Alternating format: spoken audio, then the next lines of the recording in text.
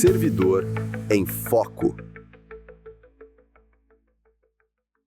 Olá, gente. Começando aqui o nosso episódio do Servidor em Foco, né, no videocast do SINDICEMP-RJ, o Sindicato de Servidores do Ministério Público. Eu sou Vinícius Zanata. Estamos aqui hoje gravando nosso segundo episódio, aqui com a presença hoje da Juliana Vargas, nossa vice-presidente do sindicato, e o Wellington, diretor-geral do sindicato. Nossos servidores e servidoras do Ministério Público do Rio de Janeiro.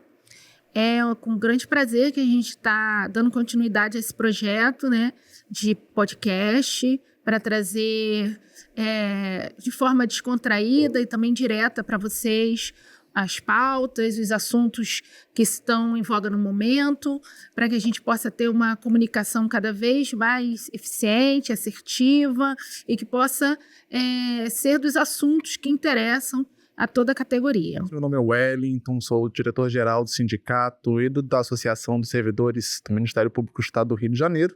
Estamos aqui em mais um dia, em mais um podcast para trazer as atualizações sobre a nossa vida funcional aos colegas e aos servidores. Perfeito, gente. Hoje nosso tema é especial, né? Nós vamos falar especificamente sobre a reforma administrativa. Esse tema espinhoso para os servidores públicos do Brasil todo, né? A gente tem nos últimos anos passado por experiências e tentativas de reforma nesse tema, muito cobrada pelo mercado, muito cobrada dos parlamentares. E na última semana, se eu não me engano, dia 2 de outubro, houve a apresentação de uma nova proposta de reforma administrativa. Antes disso, já tinha sido formado um grupo de trabalho a pedido do presidente da Câmara dos Deputados para que se apresentasse uma proposta nesse tema, e foi escolhido o relator, o deputado Pedro Paulo, aqui, inclusive conhecido dos nossos servidores municipais aqui do Rio de Janeiro, que já passaram por experiências até ruins, né, com o grupo político que está lá, diante de outras reformas que foram mandadas para a Câmara Municipal. Bom, a reforma foi apresentada depois de algumas audiências públicas, teve um grupo de trabalho formado com dezenas de deputados, e o resultado final disso foi apresentado, então, nesse dia 2 de outubro. Um resultado que, assim, a gente já estava bastante apreensivo, né, porque tudo que se falava ali, a princípio, era de não vai ter mudança para servidor, não vai ter nada de mais para servidores públicos, a gente quer modernizar o Estado, aquele discurso de sempre, né, de queremos modernizar o Estado brasileiro, não tem nenhum efeito fiscal, não vamos mexer na estabilidade.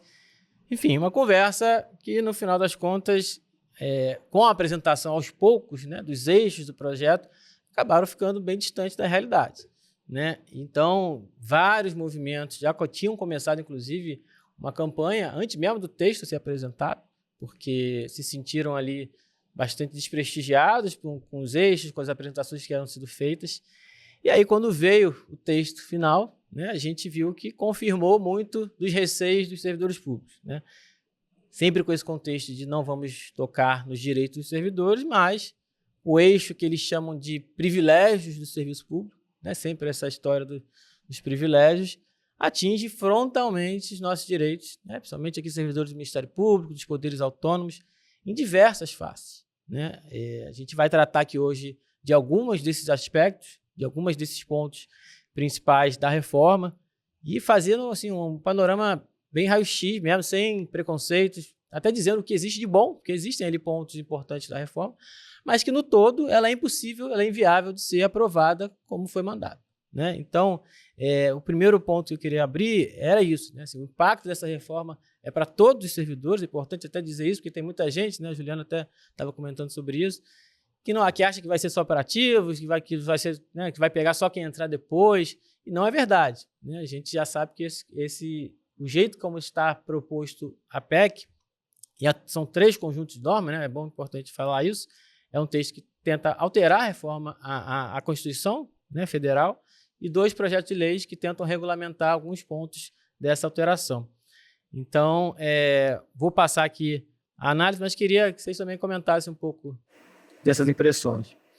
Então, Vinícius, o que tem chamado a atenção nessa mais nova tentativa, né, de reforma, né, que sempre vem com esse nome de reforma, mas isso, na verdade, é uma máscara, né? O que está por trás dessa reforma quase sempre é um projeto ligado à diminuição do Estado, à precarização do serviço público e o ataque direto aos direitos dos servidores, direitos duramente conquistados ao longo de muita luta. O que tem chamado a atenção nessa reforma é que não houve um amplo debate. Esse grupo de trabalho que foi criado, né, deveria ter apresentado esse material após fazer amplas reuniões, até após ter ouvido as categorias de servidores públicos, né, as federações e várias representações têm sinalizado isso, essa falta de diálogo. Tem também chamado a atenção que não existe consenso com o governo em relação a vários pontos dessa reforma. Isso também é importante ser dito. E hoje nós vemos um grupo político que tem interesse em fazer essa reforma, muitas vezes pressionado por setores da economia, por setores da mídia, por setores do mercado financeiro, sempre nessa perspectiva de redução de gastos, que vem já há muitos anos precarizando o serviço público, atingindo, inclusive, diretamente as verbas necessárias para a manutenção de serviços essenciais, como educação, saúde, segurança, assistência social. As universidades hoje têm sofrido com uma precarização imensa nas universidades federais, que tem sido também fruto de todo esse processo. E agora, né, eles ainda criaram, estão usando como um grande mote, né, como um chamariz dessa reforma, o combate aos supersalários. Sendo que é muito importante ser dito que existem, sim, hoje supersalários dentro do serviço público, mas isso representa 0,3% do salário dos servidores. A imensa maioria dos servidores do nosso país ganham até R$5.000. No entanto, falar em supersalários, que é algo que vem sendo tratado pela mídia há meses, chama atenção e ganha um apoio popular, né? Sendo que, na verdade, esse é o chamariz, mas a gente sabe que, no decorrer do processo, muitas vezes, quem ganha esses supersalários tem poder de lobby dentro do Congresso e vai conseguir minimizar, se não até mesmo retirar tudo que diz respeito ao combate efetivo daquilo que pode ser dito que é privilégio hoje. E o que vai restar dentro desse processo? O que pode restar dentro desse processo? A diminuição, o ataque, a retirada de direitos, né, que a gente tem e que ainda faz do serviço público minimamente atrativo para as pessoas, né? Então, é algo muito sério que a gente precisa se debruçar e se mobilizar efetivamente contra esse ataque, esse ataque. Não é mesmo, Wellington? Ju, eu concordo com você, concordo com o Vinícius. Na verdade, esse discurso de diminuir o Estado está muito inchado, os servidores ganham muito bem, os servidores têm muito privilégio, ele não é de hoje. Há muitos anos, na verdade, né, você vê que hoje o discurso é combater os supersalários. Esse discurso já é muito antigo. Antes de vir para cá, estava ouvindo um podcast sobre o Fernando Collor de Mello, lá em 1990, ele já tinha um discurso, né, de combater os marajás. Se a gente pensar também, nós temos Jânio Quadros também, que fala lá também em combater os marajás. Então é um discurso que ele vem se repetindo, mas que na realidade isso não acontece. O percentual de servidores que ganham supersalários é muito pequeno, não faz uma diferença muito grande no orçamento, e a maioria dessas reformas, na verdade, impacta o servidor de atividade meio, o servidor que está ali todo dia atendendo a população, entregando serviço público à população, que é concursado, que já está há muitos anos, e que entrega. Outro discurso também que se faz muito nessa reforma administrativa é o servidor ruim, é o servidor que não é eficiente, é o servidor que não trabalha, é o servidor que não entrega. há servidores que realmente não trabalham, há servidores que realmente não entregam, que já estão numa situação que não conseguem sair, ao mesmo tempo já estão desalentados, desanimados com o trabalho, até por conta da falta de valorização. E aí, você basilar todo o serviço público de acordo com esse servidor, colocando a estabilidade, por exemplo, como um privilégio que deve ser combatido, é um absurdo. Né? Na verdade, a estabilidade é uma política pública de Estado, porque nós precisamos de servidores capacitados, qualificados, para executar a tarefa que é entregar o serviço público à população. E aí, quando os nossos políticos vêm com esse discurso de que o Estado está inchado, de que precisa cortar, de que precisa trazer eficiência, tem por trás disso uma outra intenção, que é precarizar o serviço público, para depois do serviço público precarizado, o serviço público quebrado, você fala lá, tá vendo? Não é eficiente, é melhor entregar para o setor privado.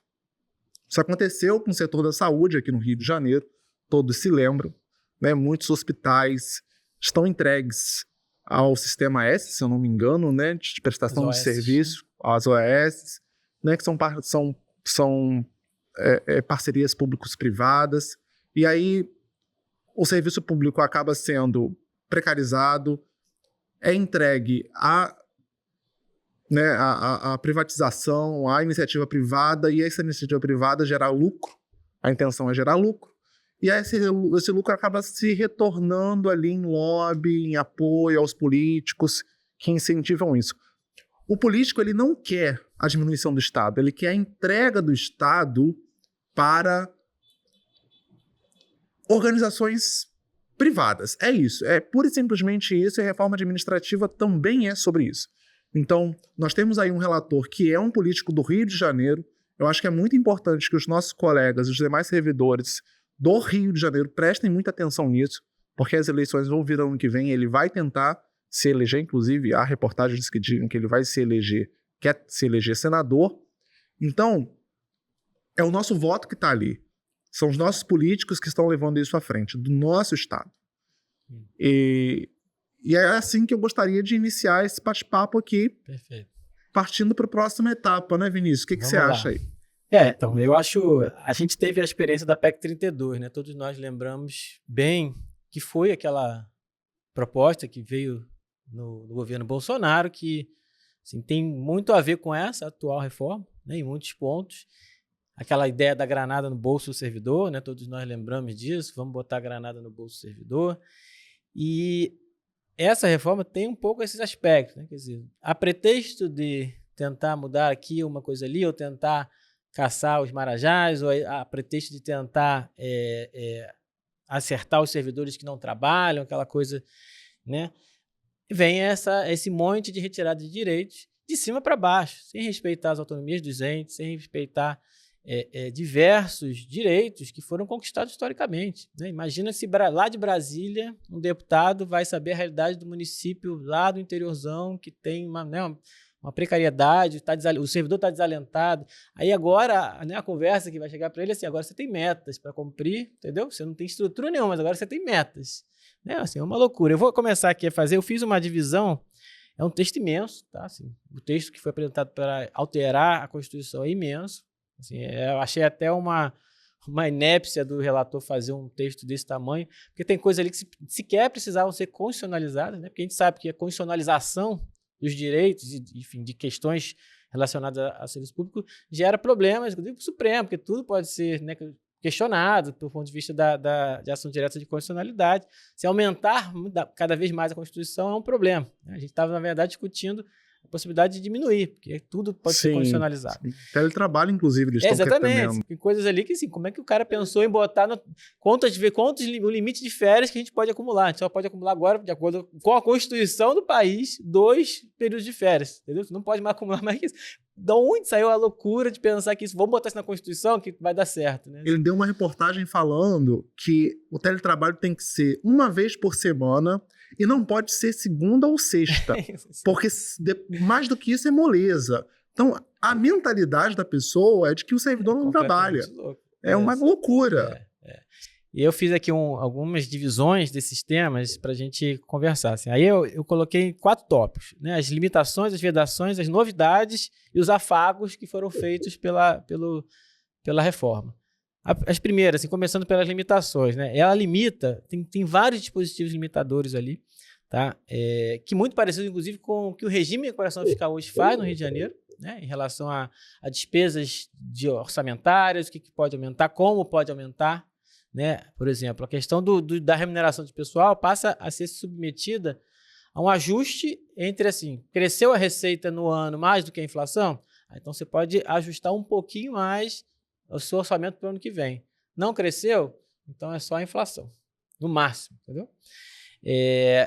Lembrando, Vinícius, que a gente tem uma lei, né, hoje no Rio de Janeiro que garante justamente algo parecido com isso, e ela sequer foi cumprida. Ou seja, né, a gente ainda tem esse outro problema. Se criam limitações, se criam regras, no sentido de ter uma responsabilidade fiscal, mas quando se trata da recomposição salarial, isso por si só também não é garantia de nada.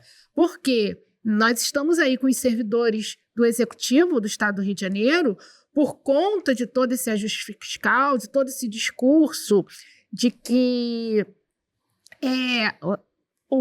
precisa se limitar o gasto com o pessoal, e os servidores do Estado, do Executivo, estão com aproximadamente 50% de defasagem salarial, né? Ou seja, uma perda no poder de compra que corresponde a metade do seu salário. Hoje os servidores ganham, né, proporcionalmente metade do que eles ganhavam há cerca de 10 anos atrás.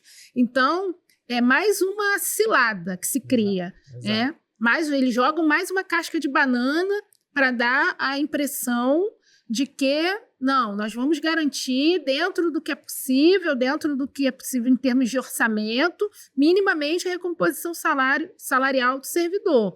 E isso tem sido uma grande falácia nos últimos anos. Sim. Aí tem a questão do criar um teto para as despesas indenizatórias pela inflação. Aí aqui não tem nem um critério para aumentar acima da inflação, é sempre pela inflação. Então, né, todos os benefícios que a gente recebe de indenização, auxílios e tudo mais, não podem aumentar mais que a inflação. Seriam, inclusive, vedações para retroagir, né, os efeitos desses aumentos.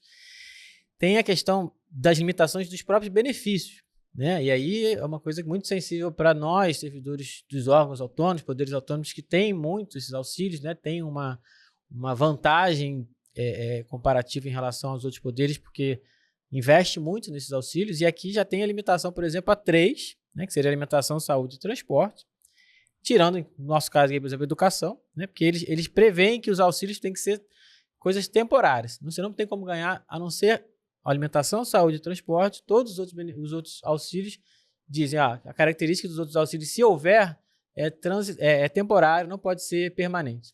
Então, assim, acaba de vez, aqui fulmina de vez o auxílio educação, por exemplo. A gente tem a possibilidade de criar o auxílio home office, que está na nossa lei, que também seria um auxílio indenizatório. Então, assim, já de cara, já corta isso, né? Olha. É muito preocupante, na verdade, isso, né? Eu estava até olhando aqui, depois você vai falar de um outro ponto que eu estava esperando você chegar, que é que os concursos devem ser justificados. Isso Exato. É outra coisa que parece muito engraçada, porque o concurso público, até onde eu sei, é regra. Então é muito estranho que o cara peça pro órgão público justificar a realização de concurso público. Não, parece que estão fazendo concurso sem necessidade, né? Assim, agora você precisa justificar, porque tem um monte de gente, um monte de lugar aí onde está sobrando servidor. E é engraçado que isso venha de uma pessoa, né, o relator da proposta é do grupo político da prefeitura aqui do Rio de Janeiro, né, onde a gente sabe que há pouco tempo atrás passou um projeto de lei para aumentar o tempo, né, dos contratos temporários, que é principalmente para professor. Né? Assim, então, assim, eles não dão conta de fazer os concursos necessários para compor o quadro de professores do município, recorrem à temporalidade, né? Sabendo que é um cargo permanente, né? Ninguém acha que o professor tem que ficar ali 6 anos e ir embora. Né? Vai ter alunos todo ano, né? Vai entrando na rede, E aí faz uma proposta assim, agora você tem que justificar o concurso. Meu amigo, tá faltando o concurso, né? Assim, na verdade, a gente tinha que liberar os concursos. Não, agora você tem que ir lá justificar, não, esse concurso tem que existir para atender essa meta, aquela proposta. É uma loucura, né? Mas eu acredito, Vinícius, que o objetivo é justamente esse, é beneficiar a existência dos contratos temporários, fazendo com que o concurso, na verdade, com o tempo, deixe de ser a regra. Hoje, a gente tem um déficit de servidores muito grande, tanto no município quanto no estado do Rio de Janeiro. Eu estava vendo uma postagem no Instagram do CEP, aqui no Rio de Janeiro, por exemplo, no cenário do estado, nós já perdemos 40 mil professores. Os resultados da educação no estado, né? Nosso estado é o segundo maior PIB do país. É vergonhoso. Então, isso não é por acaso, isso é o resultado de uma política de austeridade permanente que nunca produziu resultados em lugar nenhum do mundo, né? Uma austeridade que até ataca diretamente os direitos do servidor, o concurso público, e a qualidade do serviço público, né? E a gente vê isso nitidamente. E aí a pergunta que tem que ficar sempre por trás, né, dessas ditas reformas, que sempre vem apresentar o mais do mesmo, é quem se beneficia com isso. Quem está se beneficiando com isso hoje? A população. A população é que não é. Isso fica muito claro. E falando sobre os outros pontos aí que o Vinícius falou, e a Juliana também comentou, sobre o ajuste da receita, o ajuste da despesa de pessoal combinado ali com o IPCA, mais eventualmente um ganho real da receita. Eles criaram essa limitação realmente aqui no estado do Rio de Janeiro há alguns anos. A ideia era a seguinte, né? Vamos colocar a regra? A regra do reajuste da recomposição vai ser IPCA e se houver ganho real. Isso nunca foi cumprido. Eles criam a regra para organizar, eles criam a regra para executar, e isso não é cumprido. Então, por mais que estejam novamente mexendo nessa regra, dá a impressão de que estão aumentando despesa com o pessoal acima da inflação, que eu acho muito difícil acontecer. Pelo menos no estado do Rio de Janeiro, isso não tem acontecido já há uma década, né? Não tem acontecido nem no IPCA, que dirá acima do IPCA. Então, eles criam uma regra dando a impressão de que isso está desgovernado, de que isso está acontecendo com muita frequência. Eles criam a regra que sequer é cumprida atualmente. Então, a regra é um teto que sequer é alcançado atualmente. E esse teto nunca vai ser alcançado porque não é interesse dos governos fazer isso. Não se cria uma regra de obrigatoriedade, ainda que o dispositivo esteja na Constituição, como há ainda um dispositivo na Constituição, concedendo, determinando, garantindo ao servidor público recomposição salarial pela inflação. Ninguém está pedindo acima da inflação. Isso não é cumprido em muitos municípios e em muitos estados, especialmente o estado do Rio de Janeiro, que é o segundo maior PIB do país. E se a gente pegar por quilômetro quadrado, o estado do Rio de Janeiro é o maior PIB do país, porque nós somos um estado pequeno. Não há necessidade do estado do Rio de Janeiro deixar de conceder pelo IPCA a recomposição salarial dos servidores, que é o que nós estamos pedindo. E em relação aos auxílios alimentação, saúde e transporte, isso realmente é muito preocupante. Temos aí o auxílio educação, que não seria temporário, que é uma parcela muito importante da remuneração dos nossos colegas. Sim. E temos o auxílio home office, que sequer foi regulamentado pela administração. Já morreria no ar, né? Morreria sem regulamentação por essa norma. Aí passando aqui as vedações, né? Aí a parte que é o espancamento de direitos direto, né? Eles até começam, né? Sempre quando o relator aparece, ele fala, não, a gente está combatendo o privilégio. Quer ver um privilégio? Por exemplo, férias acima de 30 dias. Aí é aquela coisa, né? A população ouve isso e fala, pô, realmente, vamos apoiar essa reforma, que é absurda. Quantas pessoas, né, no serviço público têm férias acima de 30 dias? Pagamento das férias, né, maior do que o terço. Né? 99% da população, né, dos trabalhadores recebe o terço, né, do adicional de férias. Aí aqui não, a gente vai acabar com o privilégio. Tem gente que ganha mais do que quantas pessoas ganham um mais. Discurso, né? Exatamente, é isso. É o que parece lá ele para lá na Globo News, né? Fala lá, é isso aí. A gente tem que acabar com isso. Quem que vai ser contra isso? Aí a gente vem para a realidade, né? Qual é a realidade? Vai acabar com o adicional de tempo de serviço, né? Para a gente aqui no caso dos triênios. Hoje, um dos poucos oportunidades que a gente tem de aumentar o salário aqui, porque, né, na realidade que a gente está vivendo de arroz, de falta de recomposição salarial, o adicional de tempo de serviço, né, o ajuste a cada 3 anos, é uma das formas que a gente tem de vencer essa inflação, né? Ou pelo menos tentar tirar um pouco das perdas. Fim da licença-prêmio ou licenças equivalentes, mais uma coisa que para a gente é crucial, né? As promoções seriam só por tempo de serviço, acabariam. A gente até deu uma discussão aqui no MP se nossa progressão é por tempo de serviço, porque existem alguns critérios para a gente, né? Por exemplo, não pode ter falta funcional. Então, existe uma discussão. Eu lembro que isso foi trazido à época da pandemia, lá quando uma lei passou sobre isso. Entendimento era de que não era, né, por tempo de serviço, mas assim, temerário, como vão interpretar isso no nosso sentido aqui.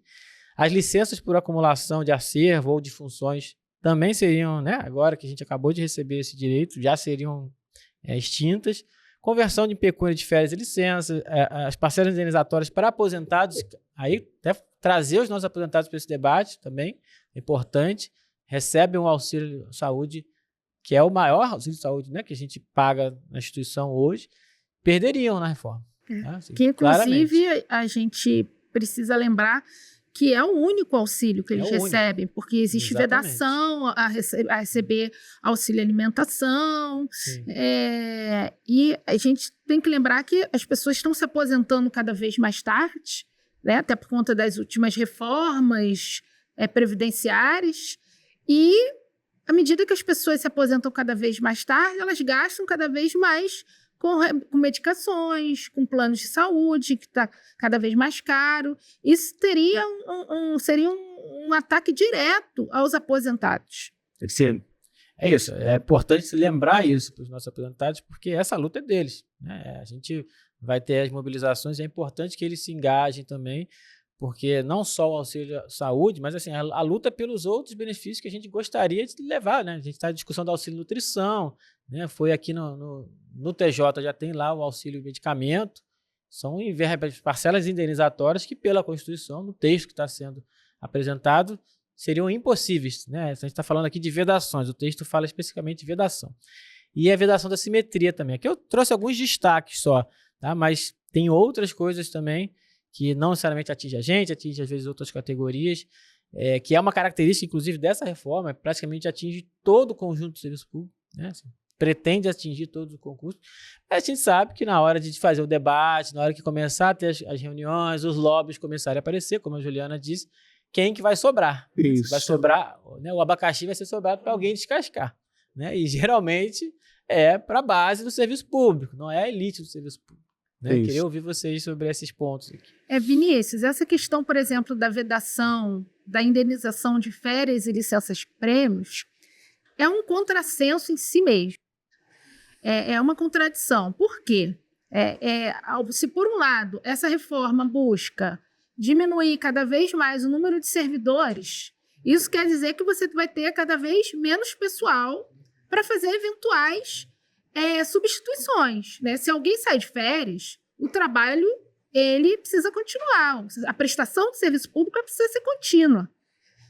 E quem vai substituir esse servidor? Se cada vez mais eu tenho menos gente, eu vou colocar a IA, porque eu acho que é isso que eles devem estar pensando, né?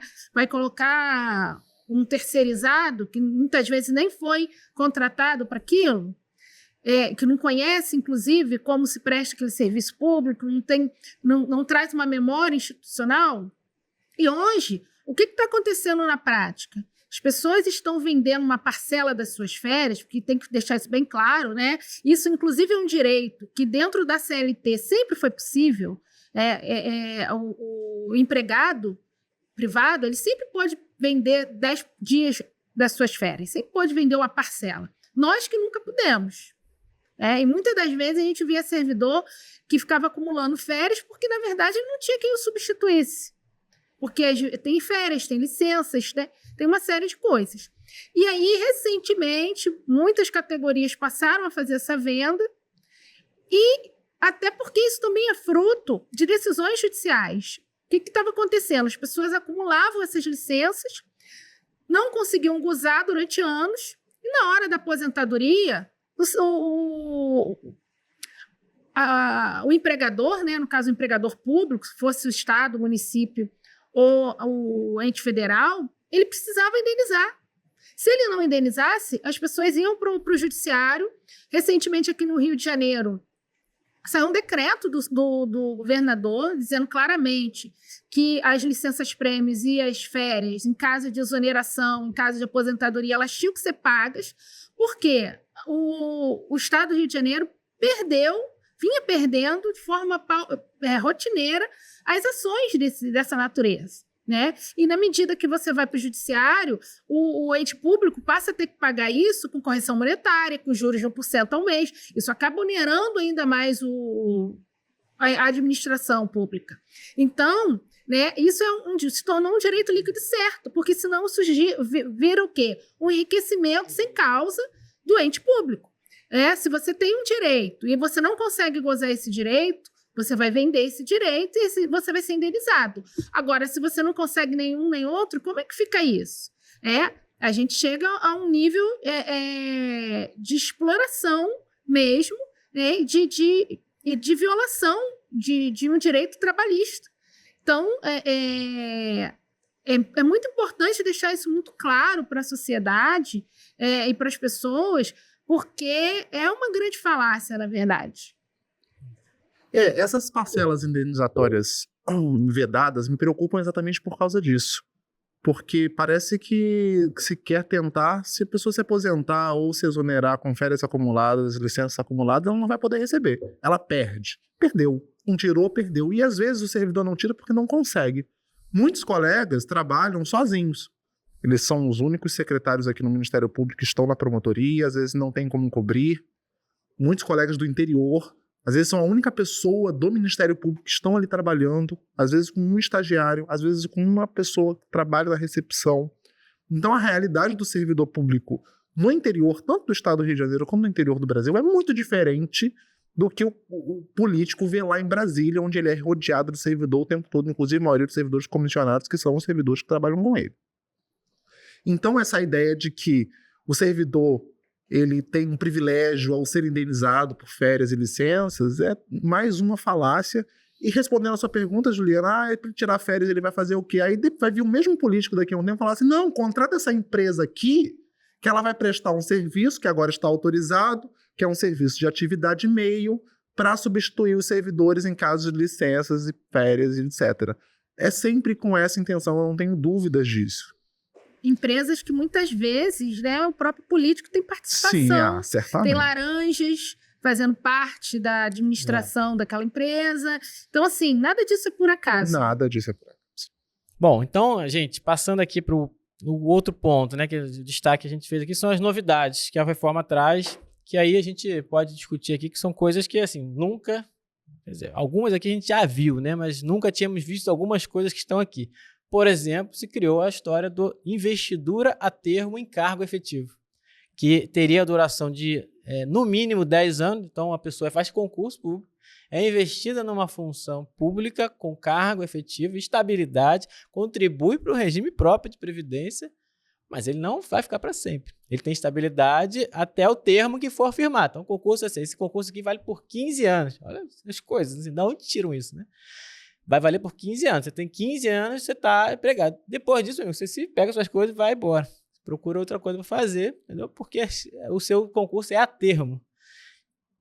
É um quadro até pequeno, e eu acho que nessa parte dos concursos temporários a gente conseguiu que o grupo de trabalho, né? É importante até falar que o grupo de trabalho, na verdade, o relator é uma coisa, o grupo de trabalho é outra, porque o grupo de trabalho trouxe vários outros elementos que foram ignorados, né? Tem pessoas ali, a professora Luciene, o Raymond, né, o deputado federal aqui pelo Rio de Janeiro, que estavam no grupo de trabalho e não aprovam o texto, né? Disseram claramente que são contrários ao texto que foi apresentado. Mas o relator ali passou por cima dessas coisas. Então, Ou seja, né, o Vinícius, pelo que parece, é um grupo de trabalho que não funcionou como grupo. Exatamente. Na verdade, né, se Foi criou... para legitimar exatamente. uma ideia de debate. Se legitima uma falsa ideia de debate, mas no final das contas é o relator que está fazendo o que ele quer. Sim, é isso. E esse cargo, a termo, teria que ter uma natureza de transitoriedade. Então, no concurso, você tem que justificar que esse cargo que está sendo criado teria uma transitoriedade. Assim, a princípio, eu vou dizer que eu não entendi bem para que serve isso, né? Assim, que é limitado a 5% do quadro, também tem uma limitação e tal. A princípio, eles queriam aumentar o tempo do concurso, da contratação temporária para 10 anos. Né? Não sei se vocês lembram, isso foi dito no início, e eles recuaram nessa proposta. Não vamos mudar, continuam sendo os concursos, pelo menos do Estado, né? Porque no município eles mudaram o tempo, seria de 3 anos, né? Aqueles concursos temporários, que contratam às vezes professor substituto e tudo mais. Isso foi recuado, mas aí entrou essa proposta nova de investidura a termo de pelo menos 10 anos. Enfim. Uma outra coisa que foi criada, vou passar aqui para os pontos todos e a gente vai discutindo depois que vocês quiserem pontuar.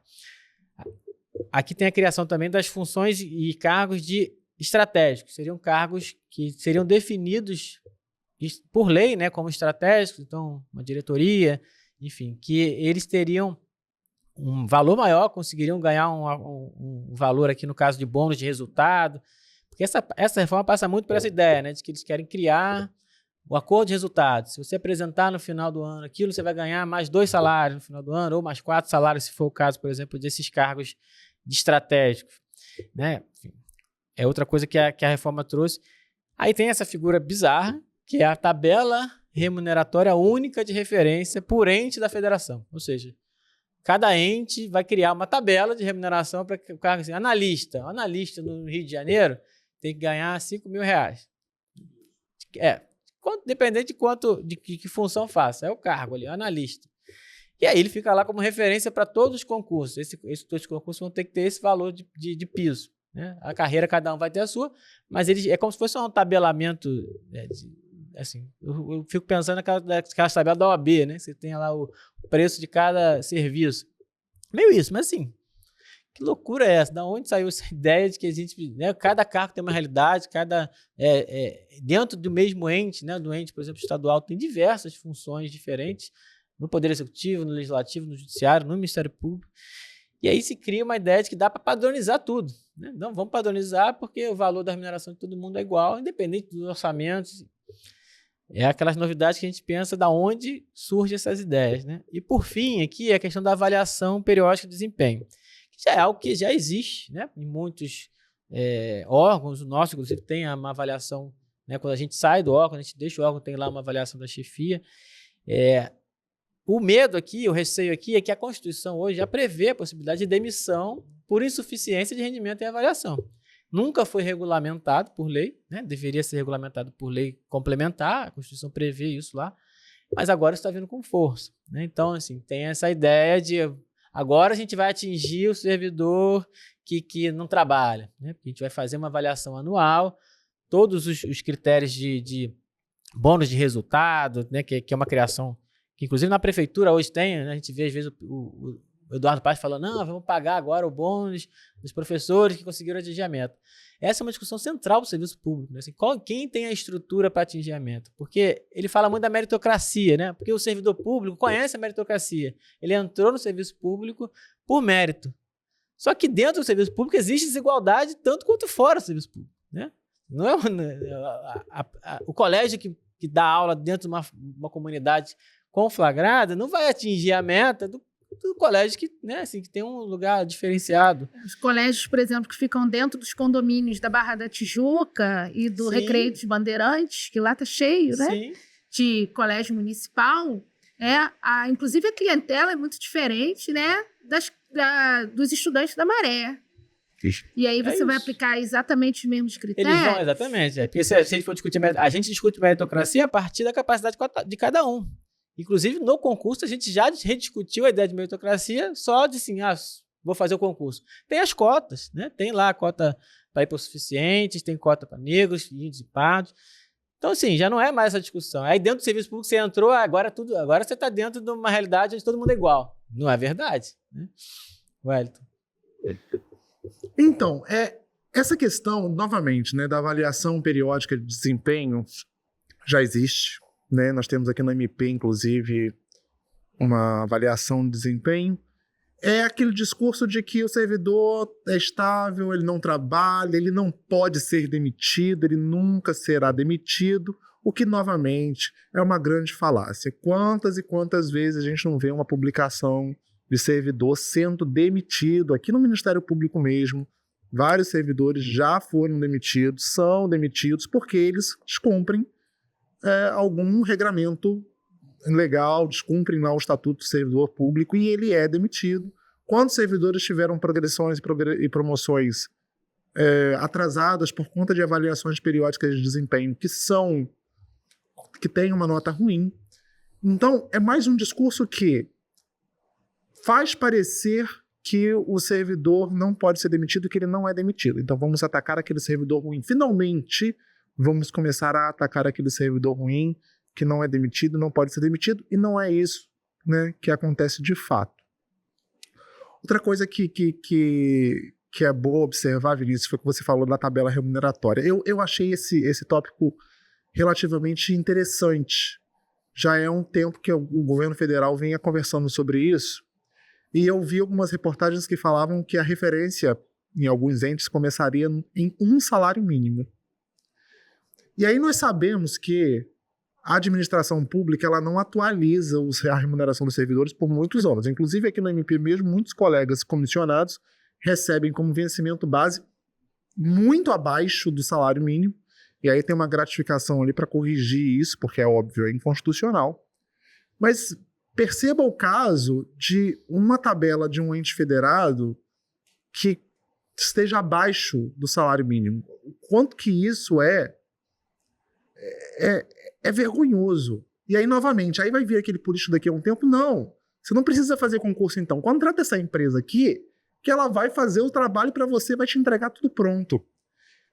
Porque também há uma ideia de desmoralizar o serviço público para o cidadão, que hoje vê no serviço público uma oportunidade de crescimento pessoal, uma oportunidade de bons rendimentos, uma oportunidade de boa carreira. Então você destrói a carreira do serviço público para que nem a população queira ser servidor público. Exato. E aí você destrói de dentro para fora e de fora para dentro. Exatamente. Então, né, Vinícius fica se perguntando de onde eles tiram essas ideias. Eu tenho algumas suspeitas, mas é censurado, não posso falar aqui de onde eu acho que eles tiram essas ideias. Mas, enfim, em relação a essa questão do bônus, né, eu vou começar pelo bônus. A Prefeitura do Rio de Janeiro é uma prefeitura, né, do estado que arrecada muito, né?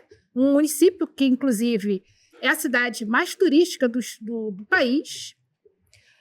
Então, minimamente, é um município que tem um orçamento capaz de pagar bônus. E aí a pergunta que fica já de início.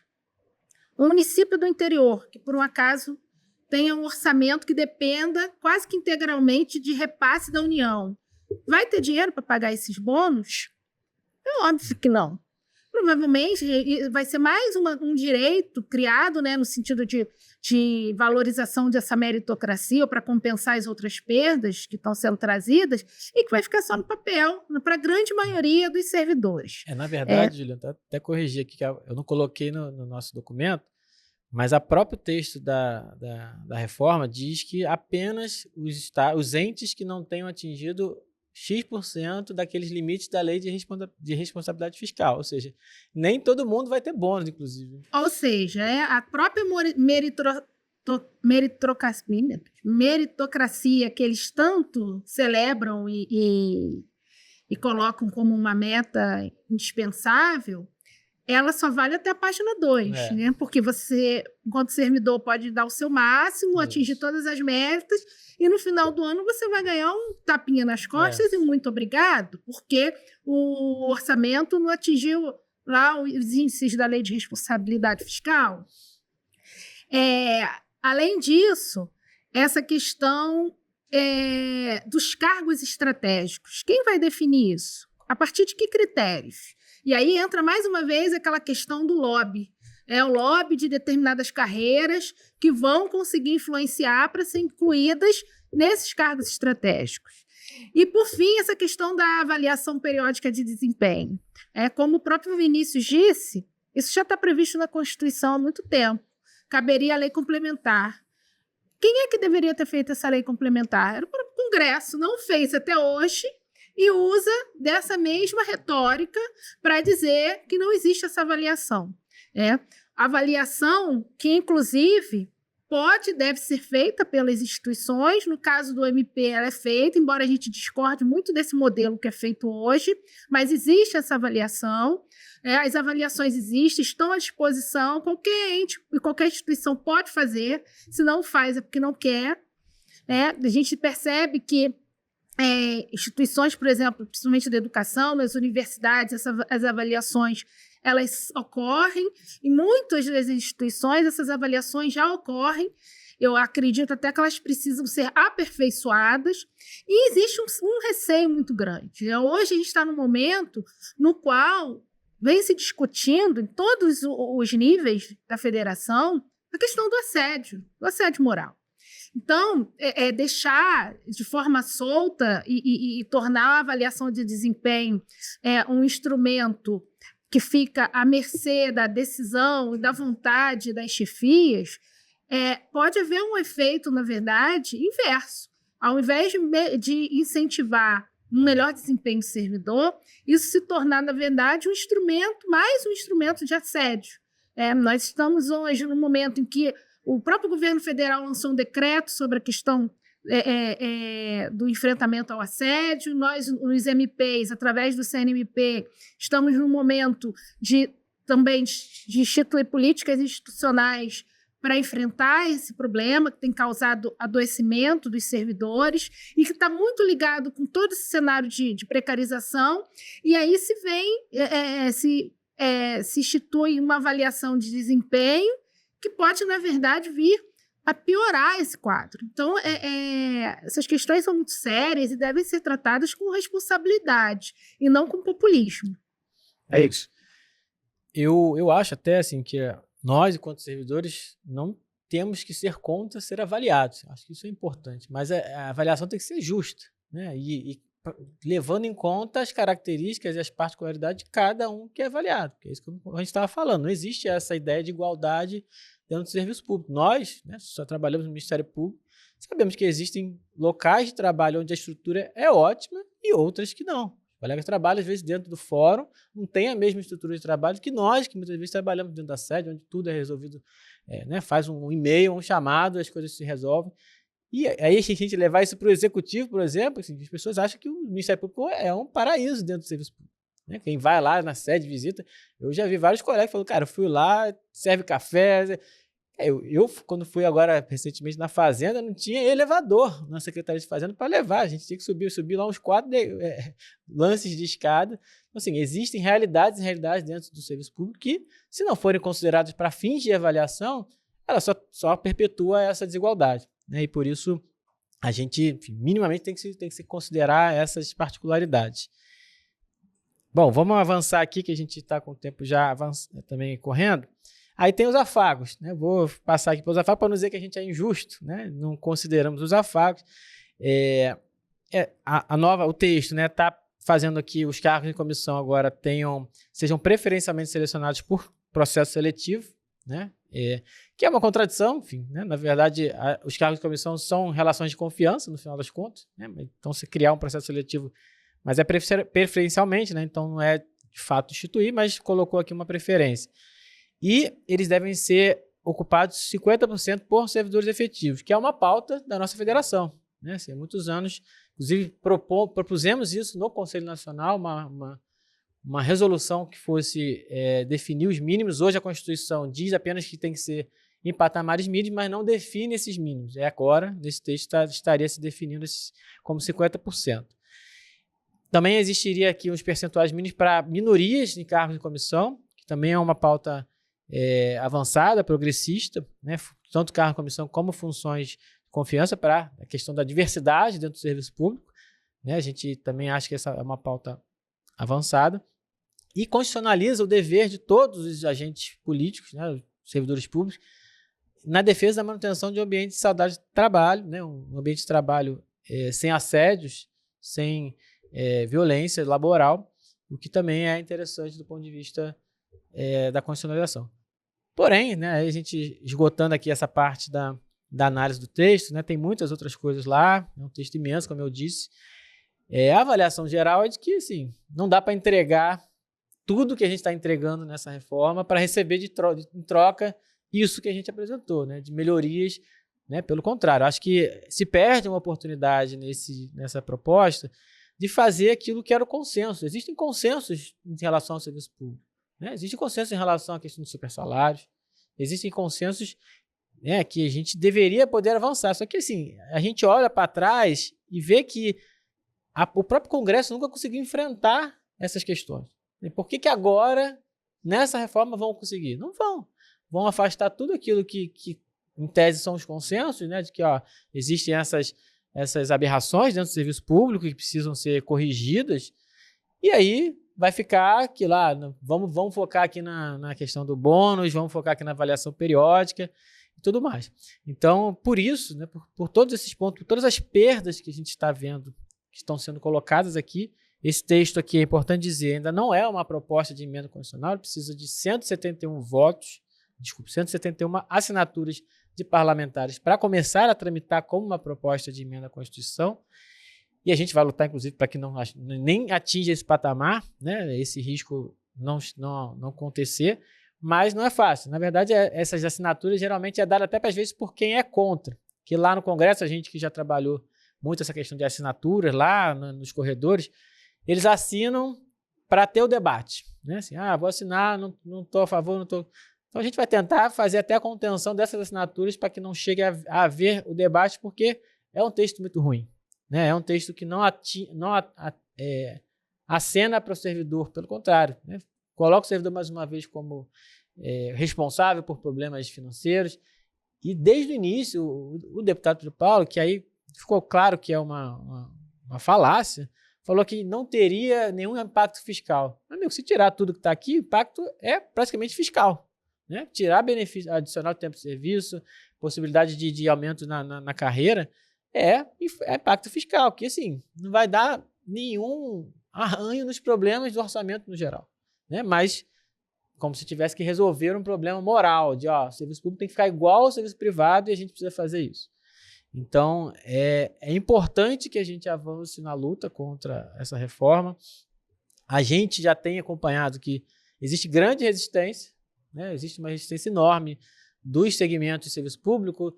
Ele conseguiu desagradar todo mundo, né? A verdade é essa. No final das contas, a proposta desagradou muitos segmentos, desagradou os judiciários, né? Agora, recentemente, o presidente do STF, né, falou expressamente que existiria ali uma tentação, enfim, atingiria a autonomia do judiciário e outro segmento. Então, assim, conseguiu de A a Z causar resistências, e a gente vai se aproveitar dessa resistência também como servidores para fazer essa mobilização.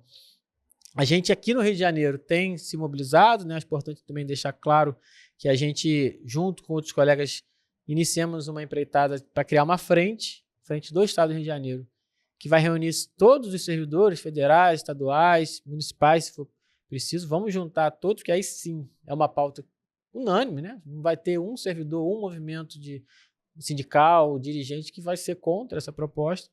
E a gente vai para Brasília, né? Temos já um calendário mais ou menos definido.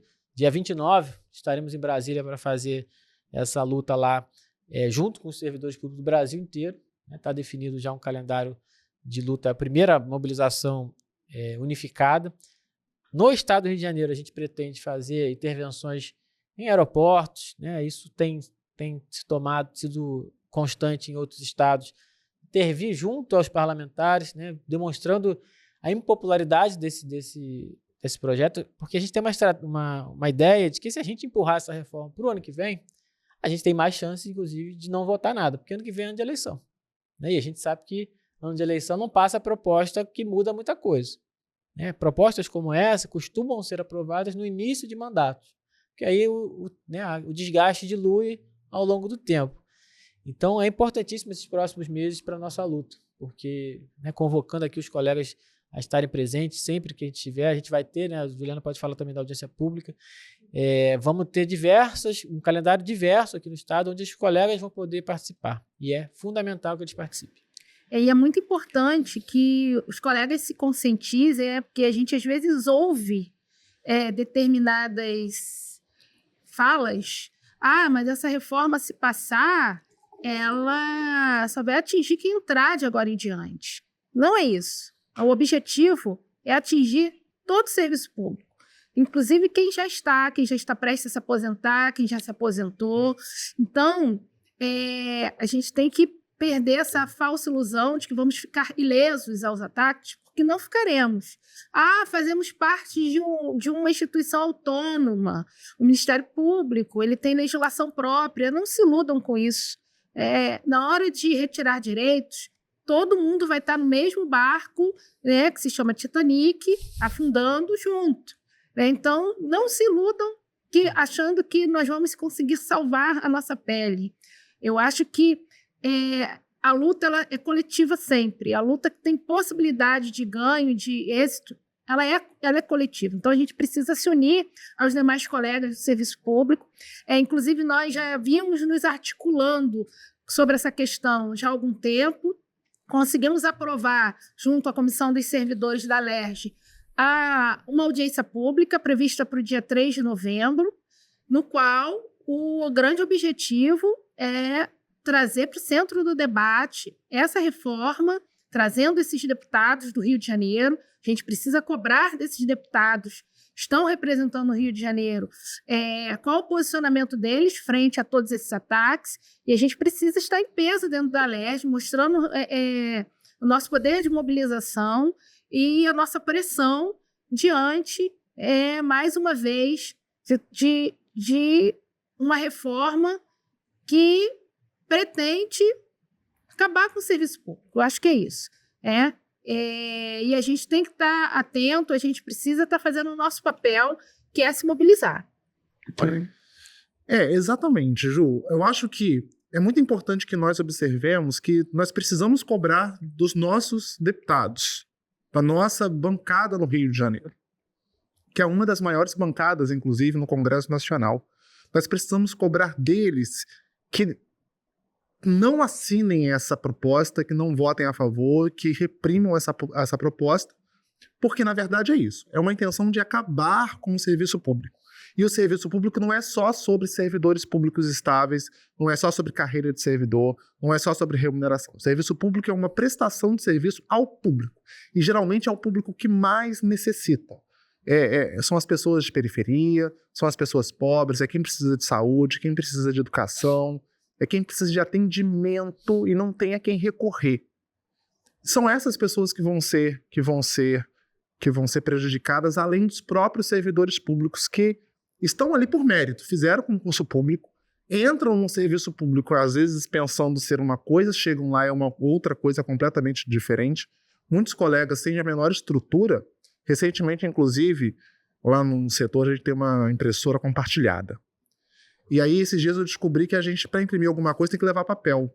Você não pode só mandar imprimir na impressora, não. Se você mandar imprimir, não tem papel na impressora. Cada setor, isso, gente, dentro do mesmo pool. Cada setor tem que levar o seu papel para imprimir o que você quer imprimir naquela impressora. Gente, estamos no Ministério Público, estamos falando de um órgão que, teoricamente, aí é o paraíso do serviço público, né, que tem estrutura dentro da sede. Então, para vocês terem noção de que a coisa não funciona necessariamente como se é pintada lá em Brasília. E entender que a nossa luta, apesar de ser aqui no Rio de Janeiro, ela precisa impactar Brasília. Nós precisamos estar próximo do Congresso Nacional, dos deputados. Nós não podemos acreditar que está muito longe, é muito difícil, não dá para eu ir. Dá, gente. A gente precisa, porque se a gente não fizer agora, isso vai passar e vai impactar todos os servidores. Não é para impactar o servidor que vai entrar, é para impactar quem está agora. Porque a intenção é abrir espaço para a iniciativa privada. A intenção é abrir espaço para empresas tomarem o espaço do serviço público. É isso. Então a gente vai divulgar aí, né, ao longo desses meses o nosso calendário. Já temos alguns definidos. A nossa frente vai crescer, né? A gente começou até com colegas mais próximos, os poderes autônomos, mas a ideia é expandir para todo o serviço público do Estado, né? Não só dos servidores estaduais, servidores federais. Já fizemos contato com o pessoal do SINDI-MPU, né, que tem uma forte presença aqui no Rio, CICEJUF. Então, a ideia é aumentar, alargar essa luta e fazer uma luta cada vez mais forte em defesa do nosso serviço público, né? E a nossa realidade, eu acho que como órgão autônomo, somos muito mais atingidos até que outros, né? Porque muitos dos benefícios, dos direitos que a gente está vendo aqui não tem nem em outras categorias, né? Então, é muito importante a gente se mobilizar enquanto servidores dos órgãos autônomos para que a gente faça frente a essa reforma. A ideia de que o MP ele está alijado dessas questões é muito ilusória, porque nós estamos vivenciando 35%, pelo menos 35% de defasagem salarial. Sim. Que é algo impensável antigamente. O servidor, não, a gente consegue reajuste, nós somos órgãos autônomos, temos nosso próprio orçamento. E isso não nos salvou de estar com salário defasado em 35%, pelo menos. É exatamente o oposto, né? A gente é os mais afetados, a gente não está fora dessa realidade. Pelo contrário, a gente, dentro dessa realidade, somos os que são mais prejudicados com essa reforma. Então, é isso. Agradeço, Juliana, Wellington, mais um episódio e até breve. Acompanhe as nossas redes sociais, Vinícius? Porque a gente tem sempre publicado muitas informações, né? A nossa comunicação ela tem sido incessante.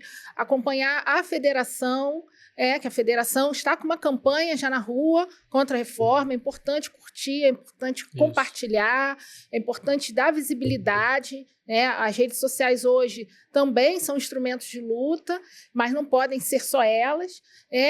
E acompanhe o nosso trabalho. A gente vai dar continuidade a esse projeto do Servidor em Foco, que é um projeto que está apenas começando e que eu acho que vai agregar muito para a nossa categoria. Obrigada. Obrigado, gente. Bom dia. É isso. Toca a vinheta. Servidor em Foco.